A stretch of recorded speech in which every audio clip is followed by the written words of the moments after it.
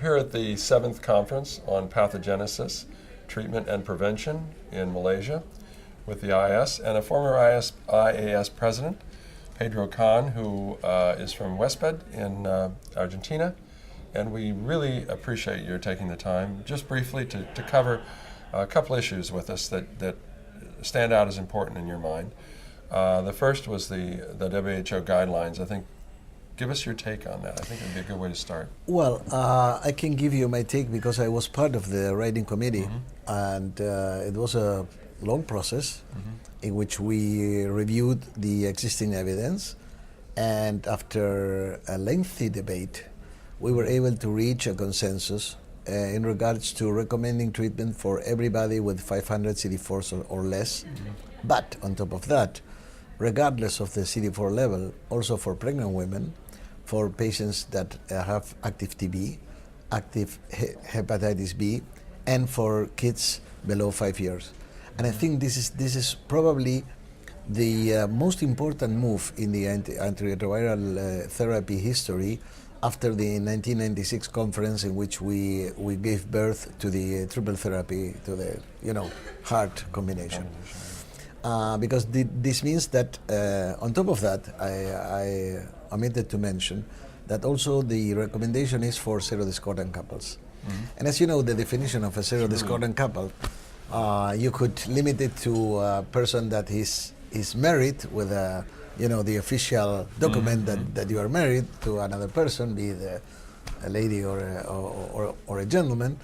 But also serodiscordant couples, as Tony Fauci from NIH used to say, occurs any time when an individual who is HIV positive has sex with an individual that is HIV negative.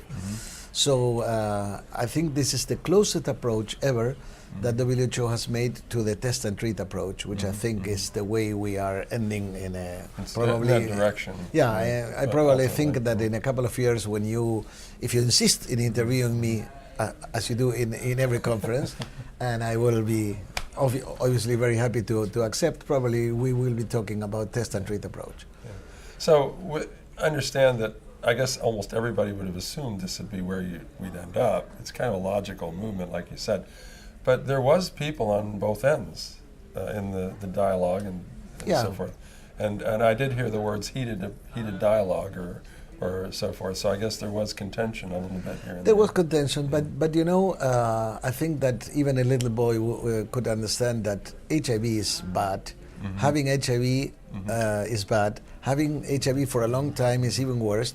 Having high levels of HIV for a long time is even worse. And drugs are good. So if we have good drugs, and we know that certainly you can reach a life expectancy similar to an HIV negative person if you take your drugs early on, why wouldn't you? Yeah, it makes all the sense in the world. It's just very straightforward. Do you find that it is a situation where people who are living with this disease actually find it better? I guess let me phrase the question. We have people, doctors who are trying to impress upon, like yourself, the governments who are wanting to take the treatment. People who want to take the treatment should have access to the treatment. But what about the idea of how do we get the treatment to the people when there's no money? How do we impact the doctors, the governments who have to pay for this treatment day after day? Is there measures of the expense that it costs because we don't treat people? Is there something like that we can use as an armamentarium to? Let me correct one of your statements. You said when there is no money. There's no such situation. The money is being used for other quote-unquote priorities. And this applies to very wealthy countries, and this applies to very poor countries. Because in wealthy countries, money is spent for stupid things, and in very poor countries, you have very, very large military budgets, for instance, instead of putting this money on people's health. Many of the rich governments of rich countries are not complying with their commitments to the Global Fund, but they were ready to put thousands of millions of US dollars or euros to save the banks. So the money is there. Having said that, there is a kind of consortium working in terms of reducing costs. And the Clinton Foundation and MSF and the Global Fund and Unitate and the patent pool, etc., are moving faster and faster in order to reduce the cost of treatment, which is not the only problem we have to face, because even if all treatments were for free, we still need to train doctors or do the task shifting and train nurses and community practitioners, etc., in order to provide antiretroviral therapy. And we need to retain people. It's not a done deal that just because WHO writes 500, everybody will be treated in a perfect manner. But this is the necessary step in order to start the ball to roll. You know? And that money has to go further. We have to make that, all the money that we put into it, go further. Yeah, and let me tell you that all the mathematical modeling has shown that treatment as prevention, expansion of treatment, not only is cost saving, but it's also cost averting in the long run. You will spend more in the short term because you have to buy antiretrovirals, but you are missing or you are not using the money that you would use for hospitalization, all what is related to mortality. And be reminded that the majority of our HIV patients are patients that are active in labor. I mean, they are part of the working force. If they don't work, their contribution to the society is no longer there, and then there is a kind of extra cost for the family to visit the patient at the hospital, etc. So it's not only the direct cost of the medicines for the opportunistic infections, but it's also the overall cost of having sick a person that was supposed to be producing for the society instead of consuming medical services. And they're producing for the family as well. Yeah, sure. Well, you also have some discussion that you might want to give on Dolutegravir, that we wanted to shift to that. Yeah, I'm presenting a late breaker abstract on Wednesday in which Dolutegravir has been compared to Raltegravir in the context of patients that have failed at least 2 classes, and but were naive to integrase inhibitors.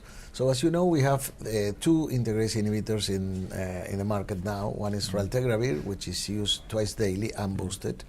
Then we have Elvitegravir, which is used once daily, which is an advantage, but requires boosting.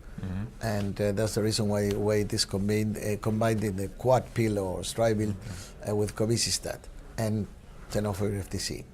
And now we have Dolutegravir, which is only 50 milligrams once a day, unboosted.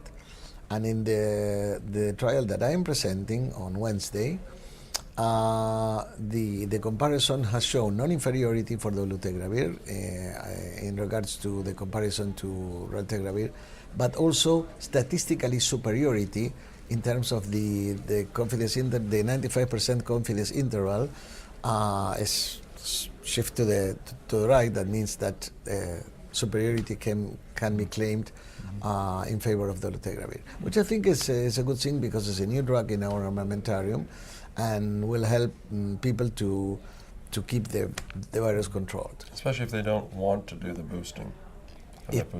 Especially if they don't want to do the boosting, because boosting, is always a problem, because the booster doesn't know that it has to boost only the antiretroviral drug. Everything else goes with it too. Exactly. Everything else that is metabolized at the same level, in this case the CYP450 or whatever it is. So it's really a problem. So you need to really take care when you are taking any boosting medicine. This is for your audience, that I'm sure many of them are taking protease inhibitor boosted by ritonavir or eventually by cobicistat in the future.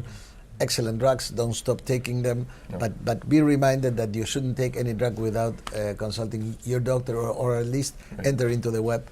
There are several web pages that can advise you in terms of drug-drug interactions. And for those who are they don't think they're infected, I think it's worthy to just say, since you're a proponent of treatment testing, I think you ought to say that to the audience. Tell them to get tested. Let me tell you one thing.